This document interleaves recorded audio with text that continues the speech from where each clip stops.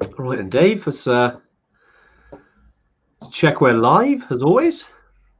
Let's check we're live, mate. I think Let's we have a little are. look. Pretty sure we Yeah, are. if you've just joined the live, do say hello. It's always good to see who is here. Let's have a look. We definitely live. I know it's Yeah, good to we go, do this mate. Good to go. every week. It's always weird though because I can't see the numbers. I'm like, hey, here we go. Now we're getting people in. Yeah. If you just joined us, do say hello, do comment, do give us a little bit of a thumbs up. Hey Paul, hey Amanda, hey Parisha. I'm sure there'll be a bunch of you who joined. Paula. Yeah, so another Tuesday tune in. Again, these come around so fast, Dave, don't they? Every Tuesday, mate. Every Tuesday. Just thick and fast every Tuesday. But yeah, man, it's crazy. Like I don't even know how many we're up to now, but it's got to be nearly 30 weeks now that we've been doing this. I actually, I'm like, I did count earlier today, and it's 31. 31. Nice. Oh man, 31 of these, but wow, there's a bunch of people. Hey, Bri, Chloe, Abby. Paul, how's it going, Paul? Even EverTrek are on here. Great to see EverTrek on here as well. Always hey, EverTrek, how's it going, guys? Yeah, great stuff. Lauren is she's on the phones, as Dave likes to put it. She is looking at all the comments and managing all the things there as we crack on. Yeah. But yeah, so we're all working from home at the moment.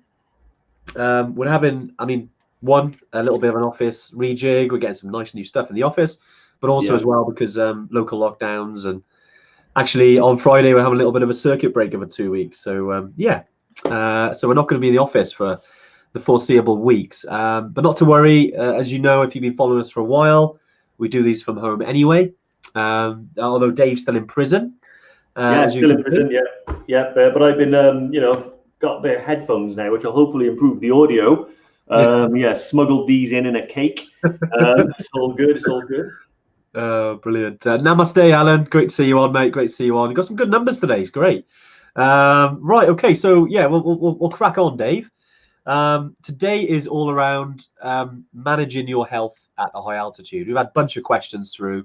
Yeah. Really good, actually. We've had several questions come in this morning around it, and it was specifically around health as well. So, yeah, really good. I'm excited to talk about this. As always, if you're on the live, if you've got any questions yourself around any trip, do drop them in the comments there. And then the guys basically WhatsApping us the questions, and we'll be able to take them on. Yeah, exactly. There's a whole system behind the scenes, all set up, for stuff to channel in. Really system called WhatsApp. It's absolutely brilliant. Exactly. But no, it's really good.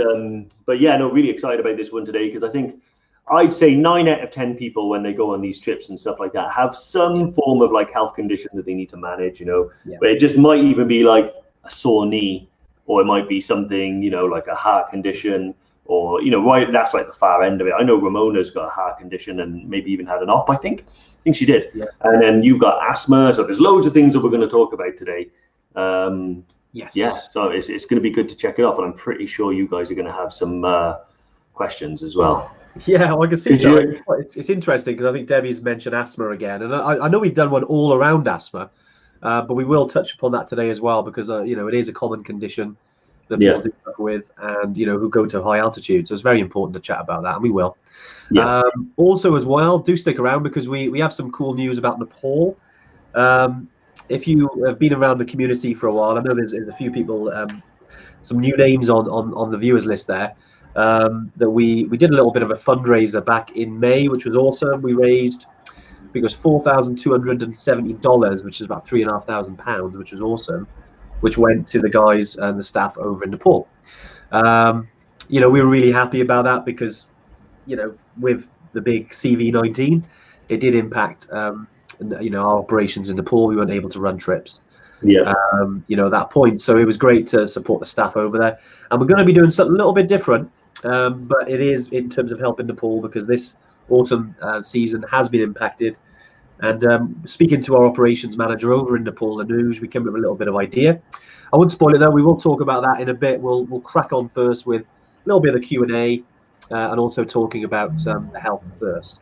Yeah. Well, Dave, where do we start, mate, with the health conditions then? Where do we want to start? Well, it's crazy. I mean, I think maybe, Anne, you could talk a little bit about asthma, because that's all I'm seeing right now is asthma. And I'm one of those, well, I don't have asthma. I got told by a doctor one time that I might have exercise-induced asthma. Yeah. But that might also just be in, like, I don't know, slightly too eager at the start of climbs and things. So when I'm like on my bike or hiking and I start off on a steep, I start to lose my breath and I can't catch it again, and it can go on for a long time.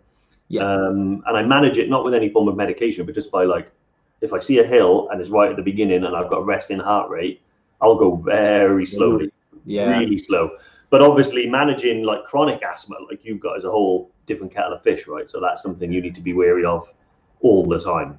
Yeah, definitely. I mean, a few questions came in. I know, just dropping in the comments there. I think Debbie Butterworth, hey Debbie, great to see you on, has dropped in a comment. I will answer some of the questions around it, because who was it here? I'll just drop in. I believe, just as I read through some of these comments, I think there was Kim Reason. She'd asked, and also it was Joe. I didn't get your surname, Joe, around asthma and COPD. Lung function problems or altitude, because you're right to ask about that, because when you're altitude, it is an oxygen deprived environment, so it is, you think, in your mind it's going to be more challenging. But yeah, I've been an asthma sufferer since I was a child.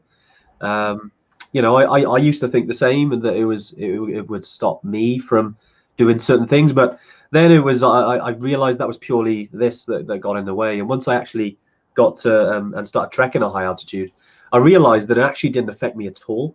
And I know there's varying levels of asthma, and anything around health. I mean, although we're talking about health here, we're not health experts. We're just guys, and we're a company that does high altitude trekking and mountaineering.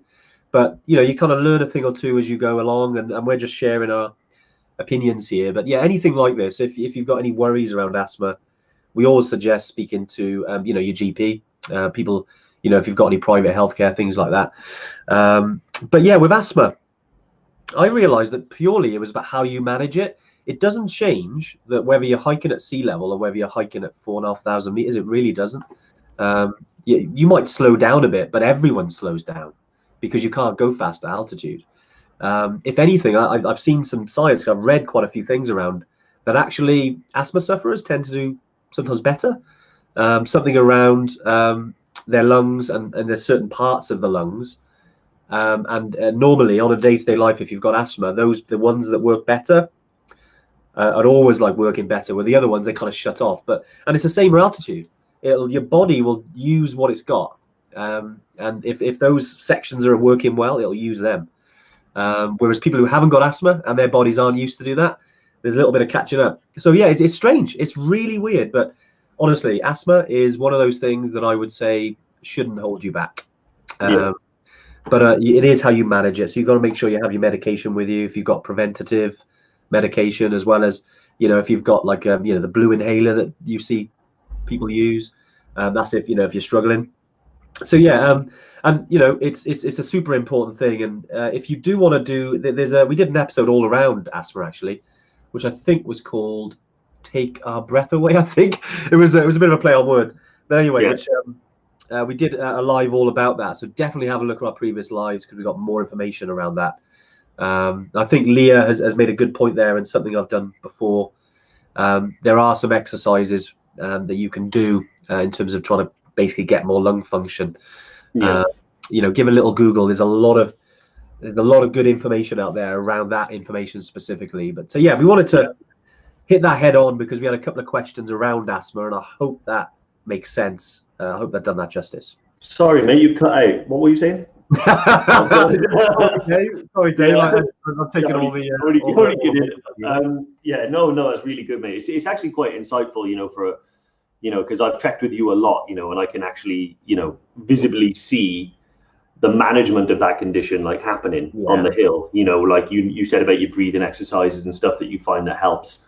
And certainly, there's a story about there's a climber called Mogens Jensen, who is he's Danish, and he's a triathlete who had seriously bad asthma, and then set himself the goal of summiting Everest without supplemental oxygen. It turns out that he wasn't able to do that, but he did summit. He just had to use the oxygen to summit, you know. But it just goes to show that, like, you know, anything is possible, you know, with the right mindset and the right preparation and things like that. And I think you've frozen on my screen, or is it me that's frozen? We love a bit of tech issues, don't we?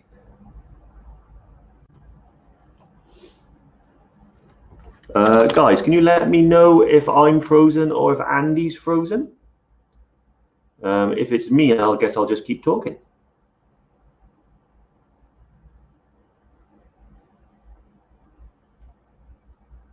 Okay, I think it's just me. I think it's just me talking. So, okay, yeah, what I'm going to do is talk a little bit about a couple of the other questions. Right, we're going to roll with this one. Yeah, so one of the other things that we get asked quite a lot. By the way, Andy's messaged he's going to be coming back as well. So yeah, one of the things I wanted to talk about, which I was going to bring up, was yeah, he's in deep thought. I think is what that. He just literally just asthma. Yes, no, is sleep apnea. So we get asked a lot about sleep apnea because it's an incredibly, you know, common condition that people suffer with, and it's about, you know, how people who have sleep apnea are still able to go to the mountains. Now, one of the things that we get asked a lot about is the machines that people use, you know, to manage their sleep apnea at night, and they have to be plugged into the mains. So that does present a little bit of an issue because I've done quite a few EBC treks and I've done a Kili trek. On Kili, it's not really possible because you're intense, so there is nowhere to plug the machine in. When you're on in Nepal, I've been to each of the lodges, and now they do have power in the lodges, but on every single trip that I've gone on, at least 1 or 2 or 3 days of each trip at different lodges, you lose power. So it's one of those things where you're not going to be able to plug the machine in. My advice to everyone who has like sleep apnea is, you know, if the condition can be managed for a short period of time at altitude without the machine, then that's something that, you know, we're more than happy to accommodate as long as you know, inform us. But actually, if you need the machine, it's going to be difficult because of the lack of power and the unreliability of power in the Khumbu as well. A lot of it is solar powered, so if the weather comes in and something like that happens, yeah, it can be like it can be pretty bad. But yeah, so it's the Dave show. Yeah, awesome. Yeah, so what I'll do is I'll just cover off some of the questions until Andy comes back. I'll just get a message. Just keep talking, Dave. Just firing up the Wi-Fi, so they are on their way back. Awesome. Yeah, so one of the questions is from Mark here on email. I said he's this would be his first trek. I'm assuming he means to EBC. How dangerous can it be, and what about all the wild animals do you see? I suppose that's relevant because wild animals can present a significant health problem if you run into them. But honestly, Everest, I'll start with the animals because it's an easy question. There aren't many dangerous ones. In the Khumbu region, you have red pandas, you won't see them. Snow leopards, you won't see them. The main thing you'll see are horses, yaks, jupke, which is a cross between a yak and a cow, and donkeys and things like that. And what we say is just give them space, leave them alone. If you are passing them, make sure that they're on the edge, not you, because, you know, if something startles them or they want to go past you, particularly the yak goes where the yak wants, so it will just walk straight past you and potentially like nudge you off. So yeah, with regards to how dangerous EBC is not that dangerous. There are certain risks involved, but we can mitigate and manage those risks. The biggest one obviously is around altitude and things like that. And we can manage that in like multiple different ways by pace, hydration, training beforehand, and things like that. So let's have another look at what other questions we have here. So Abby, I have weak tendons and as a result a low lactate threshold. Do you know of any effective training exercises that can improve lactate threshold in my legs and help with injury prevention? Okay, to be honest, I think maybe just like if it's weak tendons, one thing I would say is be careful with certain antibiotics because they can cause severe tendonitis, particularly in the Achilles tendon. And a friend of mine actually ruptured, this is many years ago, playing football, was on antibiotics and actually ruptured a tendon from taking antibiotics that cause that problem. I don't know of anything specific, to be honest. I'd be more inclined to get in touch with people at the altitude center. So we've hooked up with those guys, and they provide like specific training about altitude, how you can prepare the body for altitude and things like that. And they're particularly knowledgeable about all of that type of thing. So yeah, definitely, think about contacting those guys. To be honest, I'd be more inclined to think of stretching, yoga, Pilates, all that sort of stuff that does that and strengthens the tendons and muscles and things like that. Hang on a minute now. So it looks like, I think, just judging by the way the screen's looking, that Andy's going to be popping up. Paul Dewhurst, any rabies issues? How's it going, Paul? I haven't seen you in a long time since we trekked together on the training weekend. Yeah, any rabies issues? So rabies is officially an optional vaccination that you can have for when you go abroad to like Nepal or Tanzania or anywhere like that. I personally choose to take it. It's one of those things that I'm not going to advise anyone to take or not to take. I'm going to simply tell you the facts that I was told by the travel doctors, which is that it's optional, it's low risk, but it is in the country. So it all depends on your sort of comfort threshold. I would say definitely, if you're concerned about it, definitely get it. There's a few jabs, there's a little bit of money. It's not the cheapest vaccination, but it's not crazy expensive.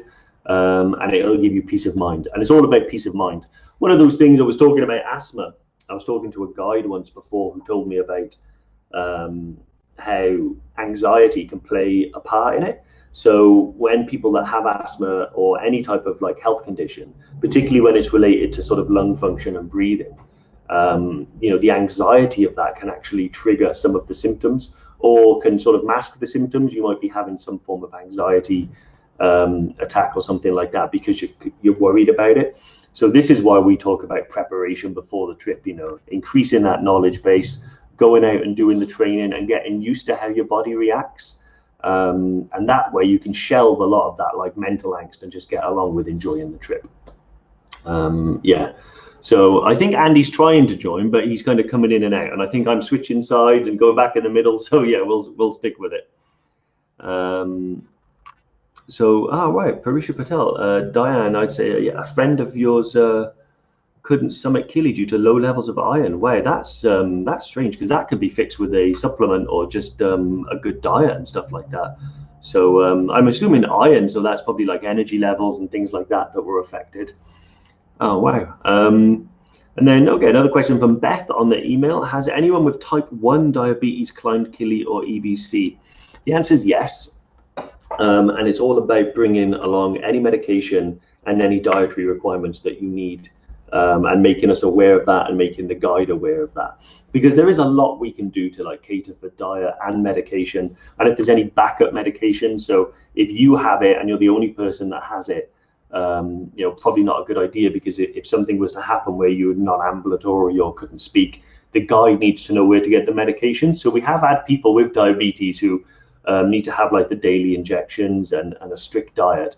Let the guide know. He'll make sure that the diet is exactly what you need, whether that be like fresh fruits or whatever you need, and also maybe give them some of the medication for emergency. So if they need to provide it to you in an emergency, they can do that. But otherwise, it's certainly possible. It's simply about keeping your levels really good, monitoring that. I know Jen, the lesser spotted yeti, her father's diabetic, and he has like a little I don't know, it's like a little disc here that's like an implant, and it's like a smart thing, so you can get your phone and put it up against the disc and it'll give you a reading of what your levels are like. Fascinating stuff, like I love stuff like that. So if that's possible, you can monitor it and things like that, like every hour or so you can just keep checking it and make sure that you have what you need. Yeah, amazing. Mark Van Rossum, iron is the most important constituent of hemoglobin, which carries the oxygen in the blood. Low iron can be managed, but there is no short-term fix. Wow, very interesting.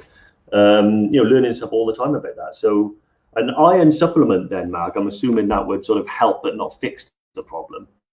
Because I always take like multivits and stuff like that when I'm on the trips anyway, just to make sure that I don't exactly know, whether it's having a huge effect or not. There's a lot of information out there about multivits, some pro, some against. Personally, I feel like my diet when I go on these trips is radically different to how it is when I'm back home.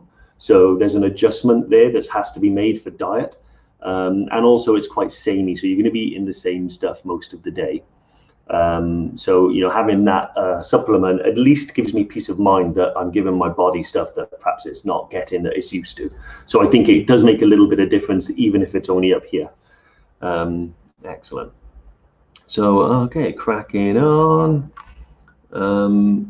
Oh, Kim Reason, happy sloth day. By the way, everyone, happy sloth day. It is sloth day. So if you're sat at your desk, please lie down. If you're already in bed, lie down harder. And also Kim says, we mentioned altitude pills that you can take whilst trekking up mountains. Are there any medications you can't take with them? There's more to this. So the background is to my question. She's an asthma sufferer and has always wanted to climb somewhere amazing like EBC or Kili, but could definitely see herself getting the trekking bug, definitely. But a bit worried that her lungs would be okay in the altitude. Generally fit, okay. So with Diamox, I think you can't take any other medication that have something to do with sulfur. Usually I prepare for, you know, that type of thing. So if you are taking any other medications that are like sulfur based or something like that, then you definitely can't take Diamox with them. But Diamox on its own, if you don't have any other contradictions with any other medication, you know, is a safe thing to take. I've taken it myself. You know, I've done EBC. It's strange. I've done EBC 4 times. Never needed Diamox. Never had any altitude problems. And then on Kilimanjaro in February, we got to a point where I wasn't feeling like unwell, but I could just feel I wasn't firing on all cylinders, and that's kind of what the early signs of altitude are like. So you don't really kind of have a sudden like drop. It's usually you can spot it, and it takes sometimes a bit of experience to know, which is why our guides are crucial, because some people might not even realize. But yeah, I just wasn't firing on all cylinders. Felt like I wasn't sort of, you know, wasn't adjusting as well. So I started on the Diamox. I spoke to the guide. He recommended a dose, and I took half a pill in the morning, half a pill at night, and that's what I stayed on then until I got back down. Yeah, and I summited Kili, and I felt fine. So that's what it's all about. If it's one of those things where it's safe for you to do, and it involves, and it means that you can, you know, reach the summit and celebrate and achieve that, it's a tiny price to pay, and you don't even think about it afterwards. Let's have a quick look. So yeah, Ramona's made a good point here. So Ramona's had 2 HARPs, I believe, you know, and actually went to EBC. So, and she says here that she brought a letter from her GP explaining the meds and why she was using them in case she was questioned at customs. Probably a good idea. I heard a story one time where someone brought tramadol for a bad back into one of these countries where it's illegal, and actually got into a huge amount of trouble. So yeah, with stuff like that, particularly the real strong stuff, yeah, have some form of like corroboration from a GP or something like that, just in case. Lewis Coleman, avoid sodium bicarbonate with Diamox. There you go. Another question. So Joe wanted to ask about trekking at altitude with breathing conditions such as asthma, COPD. Is it possible? Yes, it is possible. I won't rehash everything Andy's just said, but if you haven't seen that bit at the beginning, go back and watch that, because Andy's really knowledgeable about this sort of stuff. Also, there is a guide on the Knowledge Center, and he's able to, you know, gives you a really good sort of overview. Hang on a sec. So a question just popped up here. Avoid. So I think Andy's here, but he's not here. I think the ghost of Andy is controlling the screen, but not actually here himself. So that's all right. We'll crack on. Yes, Sinead there, 4 out of 13 in a group needed it. I'm assuming that's referring to Diamox. That's probably about right. Some groups, you know, you'll see everyone on it. Some groups you won't. My view when I first went out to EBC was that I had the Diamox and I had it prescribed in the UK. You can also get it there, and our guides also have it as well. So there's never a shortage of it on any trek. And if you need it, it's there. We can guarantee that. But my view was, where I'd done all the training and I felt physically strong enough and I didn't have any major concerns at the beginning of the trip. So I decided to just play it by ear and carry on with the trip with a view to not taking Diamox and just see how I got on. And that first trip, I felt fine and I didn't need to take it. But always in the back of my mind, I've always thought, you know, it's not like an ego trip. You know, you don't get any extra points and stuff like that for, you know, for getting to the summit of Kili or EBC without it. It's literally just about getting there and having fun and enjoying yourself. So if that's what's needed, that's what's needed. Okay, another question has popped up here, so I'm being fed the questions now. Julian Ash, if you have an injury on the EBC trek, can you rest for a day and then catch up? Okay, so here's the thing about that. Technically, it can be possible, but it's a little bit tricky because we have a set itinerary and the group will carry on. So if you have an injury that stops you from walking, it's one of those where, generally speaking, a day's rest won't improve the condition. If you can't walk on it, a day's rest quite often won't get you to the point where you can carry on and do another 4, 5, 6 days of trekking. If it's like a little niggly issue and you need to sort of take it slow, that's probably the preferred approach. So if you have like a knee injury, for instance, and it starts playing up and you're not actually able to sort of, you're always, hanging at the back, which is fine anyway. But if you feel like you need more rests and stuff like that, all you need to do is talk to the guide, explain the issue. What will happen then is we'll have like a second guide that will be hanging back with you. We'll strap the knee, we'll get some painkillers, and we'll take it slow. And that's how we tend to manage it, because there's no real option of staying still on the mountains for too long, because the other group will be ahead of you like by a day, so you'll be on your own then the whole time.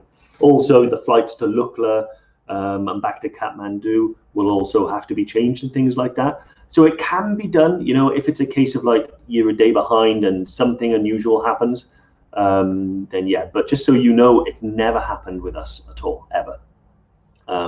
So yeah, we've always been able to manage the conditions and look after people correctly and enable them to continue. That's the idea. If someone unfortunately can't walk, then really realistically the only option then is to come down, because it won't get any better the higher you go, particularly on the glacier and things like that.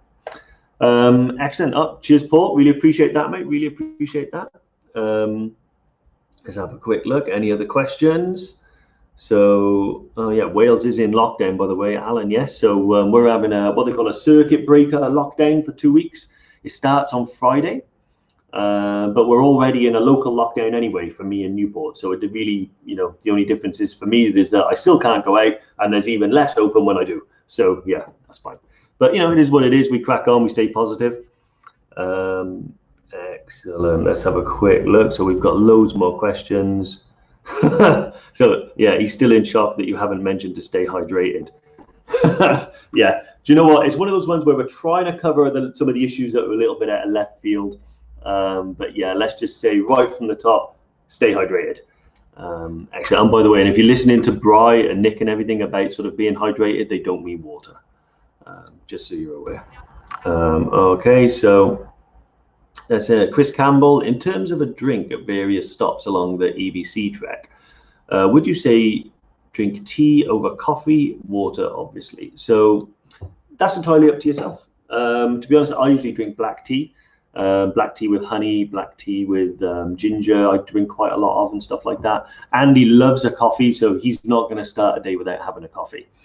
The only thing I probably would say is, don't drink coffee sort of after midday or something like that, only because sleeping at altitude can be a little troublesome anyway. So if you have a coffee with your evening meal and then you go to try and sleep and stuff like that, it might have a counterintuitive sort of effect, or a counterproductive effect, and keep you awake at night and make you more tired in the morning. So yeah, I usually just drink teas and black teas and things like that. Yeah, and with the water, so I usually drink because I sweat quite a lot when I travel and when I hike. So I usually have about 4 to 5 liters of water a day.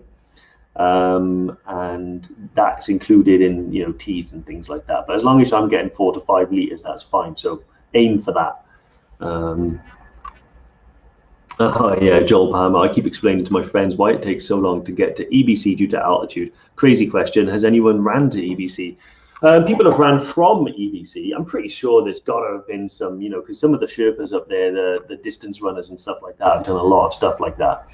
But you might be interested in the Everest Marathon, which starts at base camp and finishes in Namche, I believe. So it starts at base camp and then you just set off and then you run in one continuous thing all the way to Namche, which is absolutely crazy. One of our guides, who's sometimes on the lives as well, Padam, has a lot to do with that as well. So he supports some of the runners, and Yeah, if you look up on YouTube and look up the Everest Marathon, there's loads of really interesting stuff on there that'll like blow your mind. Let's have a quick look. So there's got to be more questions in the emails. Paul Jarrett, do I recommend carrying spare boots? And two, should you bring your own antibiotics?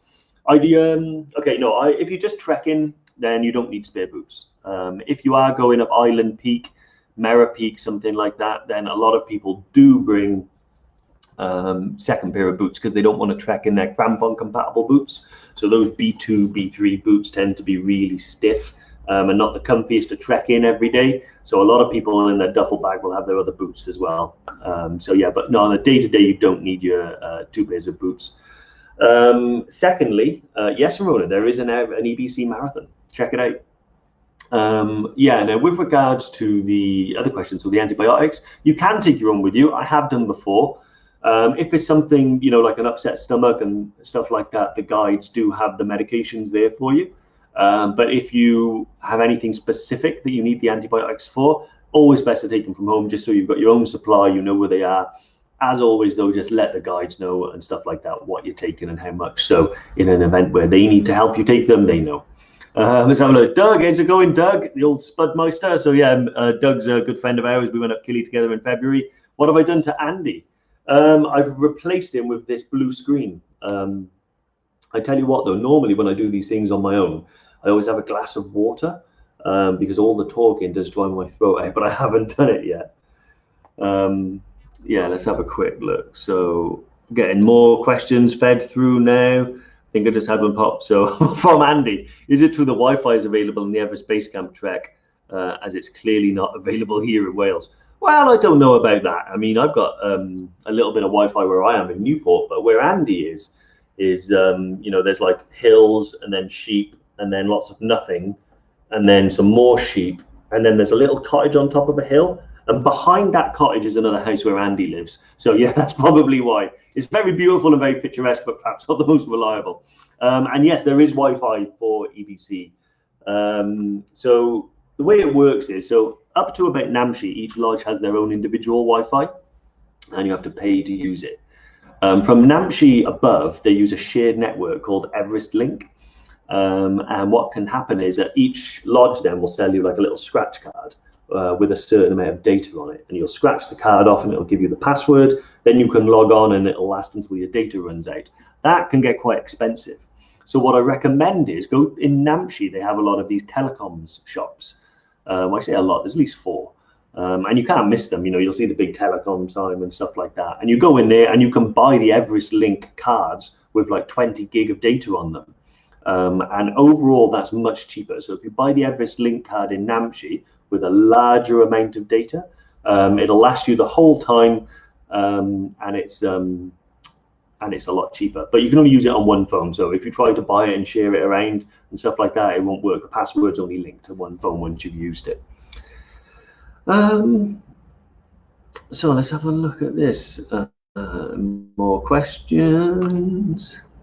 So Luke Simmons, how do you manage energy levels during the day and between meals? Do you need snacks each day? Please, if so, what's recommended? That's exactly how we do it. So every day what we'll do is, you know, in your day pack, we did a really interesting one. I don't know if it was last week or the week before. They all melded into one where like top things to keep in your day pack. That's quite helpful. And I believe we did mention snacks. So you have a big breakfast, you have lunch then on the trail, and then you'll have your evening meal. One thing I will say is that I've never ever been hungry on any of the trips that I've ever been on. The meals are really important, so we don't skimp on them, and we give you a good full meal. But you are right, there are certain things when you're on the trip, particularly on the summit day on Kili, because it's so long.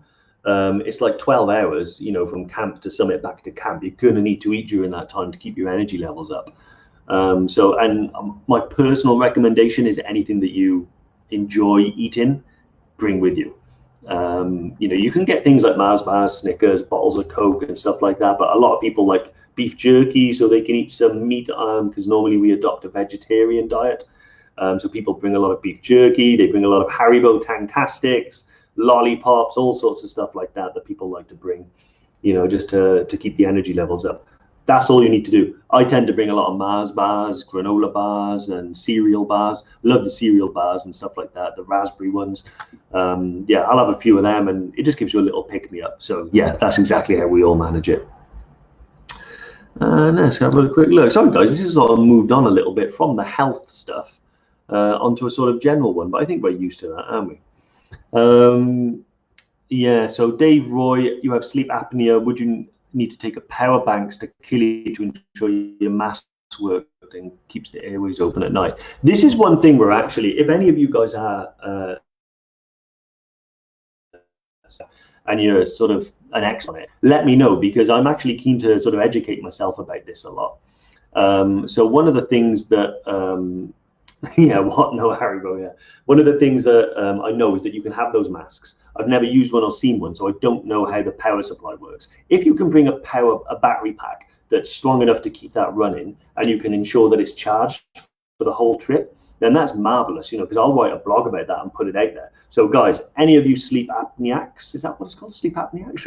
Any of you guys that have sleep apnea and are willing to share some information with me on stuff like that, drop an email, info@evertrek.co.uk, and let me know exactly what the battery packs are like, what the actual machine is like, how heavy it is, and what you need to have in order for it to work. Because yeah, I'll definitely be interested in doing that. So let's have a quick look. More questions. So Amanda Joy Hilton, what happens if you can't continue for one day for some reason? Is it a game over? Would there be an opportunity to catch up? So yeah, I've covered that one earlier. So if you can't continue for a day for some reason, it's never happened where something has like affected you for 24 hours and then not the next day. Usually we can keep you going at a very slow pace. If you're going to be able to walk the next day, then we can usually manage you on the day it happens by going very slowly, taking care of you. I mean, even a better situation than that, if I can't think of an example, but if something affected you for say 24 hours, what you could do is rent a horse. I'm not recommending it. I've just seen it happen where people have jumped on a horse for a day and gone up, but that depends where you are and things like that, because they aren't always available. Personally, I'd recommend that if you can't go on and you're really suffering with some condition that's stopping you from walking, the question has to be then, is it safe to continue knowing that that could happen again at a point where it's not as easy to deal with? Because the higher you go, the more into the glacier, the more towards Everest Base Camp, the more tricky it can be. So yeah, that's one of those issues. Okay, let's moving on. Let's have a quick look. Can you get Diamox in England or in Morocco? That's from James Ashley. You can get it pretty much anywhere where there is trekking activities taking place. So I personally recommend visiting a travel clinic in the UK, getting it prescribed from them. That's what I've always done. That's where my supplies always come from. Largely because, again, I talk about it a lot, having that peace of mind. You know it's there, you know where it is in your bag, but you know, always use the guide's knowledge as well. But the guides always have it as well. So if you do arrive in country and you want to be able to get some, we can get it for you 100%. So yeah, I don't think Andy's going to be joining us again. Yeah, I think that it's not letting him rejoin. So guys, sorry, you've just got me for this one.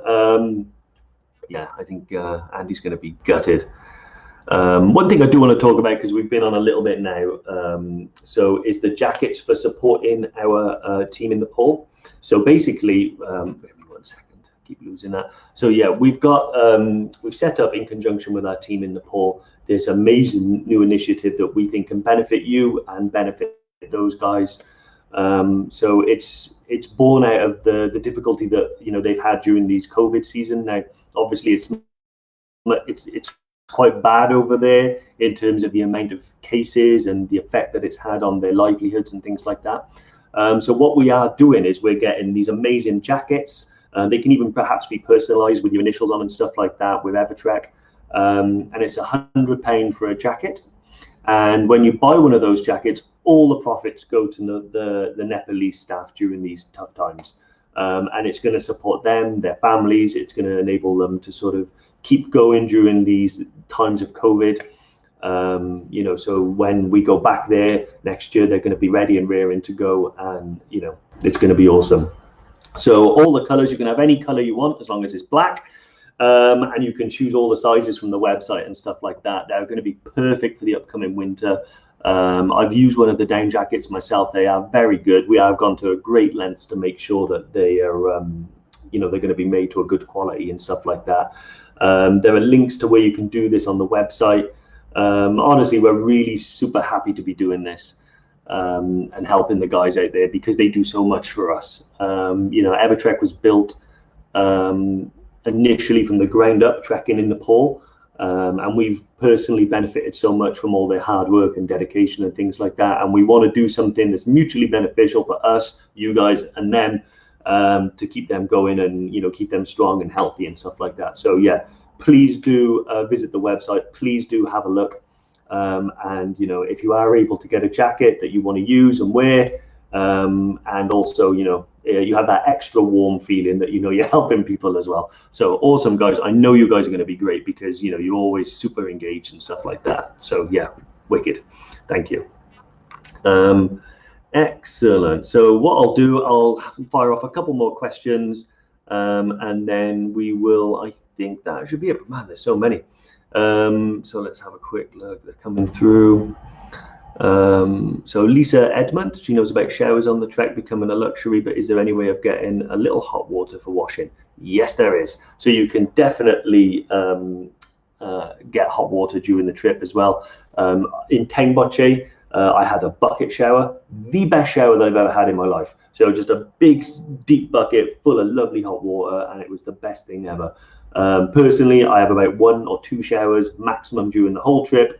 0 showers on Kili. That's always a wet whitewash, just because there's no point. It's so dusty and so dirty. You'll come out, you'll be slightly wet, all the dust will stick to you, and you'll be worse off. So a wet wipe inside the tent is far better. But yeah, excellent, guys. So I think what we'll do, we will call it a day there. I just wanted to say again about the jackets. You know, really appreciate all your support with this, guys. You know, it's super important to us. It's super important to everyone, and I know you guys are going to be awesome. If you guys have any other questions or anything like that, sorry this one's been a little bit wiry. Maybe we'll revisit all of the health issues again. But there's some awesome advice from Andy at the beginning of this live about asthma and stuff like that. Leah, I can see a comment here. Lauren on the phones will be can put a link in and stuff like that. That'll help you guys. Yeah, awesome. It's been an awesome live. Andy is going to say he's going to be gutted he missed it, but yeah, anything else you guys need, just let me know. Also, sleep apnea, guys, drop me a message as well. Really keen to learn a little bit more about it, because it's a very common question that we got. All the best, guys. Thank you very much. I'm going to try and figure out how to turn this off now, so I'll keep talking with you until we're live. But I think Andy might actually have to do it. So if it just cuts off, that's why. But yeah, awesome. Yeah, hey, just you, how's it going? Thanks for the solo one. Yeah, normally when it's solo, I can prepare a little bit, but yeah, that's perfect. So I'm just trying to find out how I can turn this. Awesome.